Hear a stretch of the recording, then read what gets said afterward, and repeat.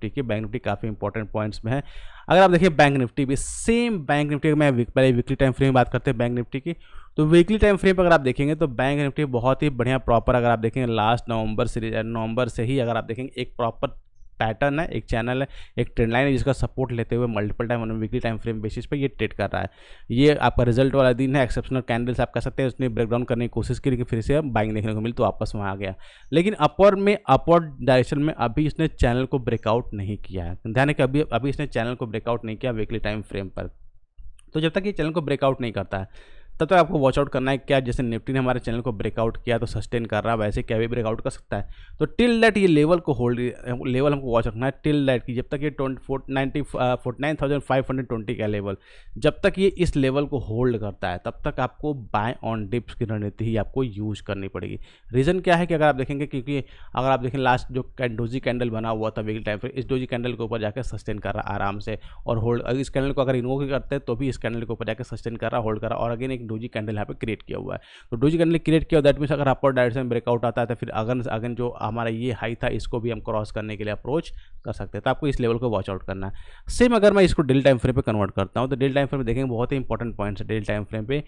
कि last time अगर आप देखेंगे जब भी चैनल फॉर्मेशन हो रहा था तो लास्ट टाइम अगर आप देखेंगे यहाँ पर एक तरह से मार्केट ने थोड़ा सा रेजिस्टेंस फेस किया था, कपल ऑफ ट्रेड किया था, फिर एक शार्प सेल ऑफ देखने को मिला था। अगेन वापस नेक्स्ट टाइम मार्केट वापस गया तो फिर से एक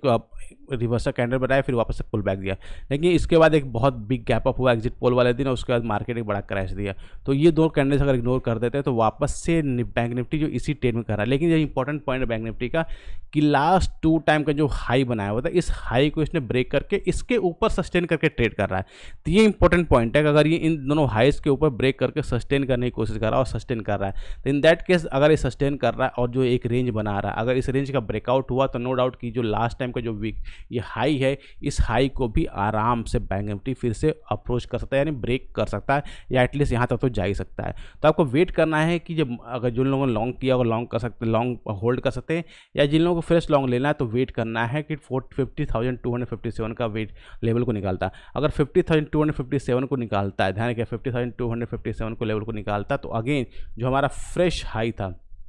फ्रेश हाई जो हमारा एग्जिट पोल वाला दिन बना हुआ था, दैट इज़ 51,113 का लेवल है यहाँ तक, यानी 51,000 का जो लेवल, इस लेवल को भी वापस से हम टच कर सकते हैं इसके ऊपर, क्योंकि बहुत इंपॉर्टेंट जगह पे ट्रेड कर रहा है और बहुत ही बुलिश दिख रहा है। लेकिन अगर ये वापस से इस लेवल को ब्रेकडाउन करता है, 49,520 का लेवल ब्रेकडाउन करता है तो इन दैट केस फिर से आपको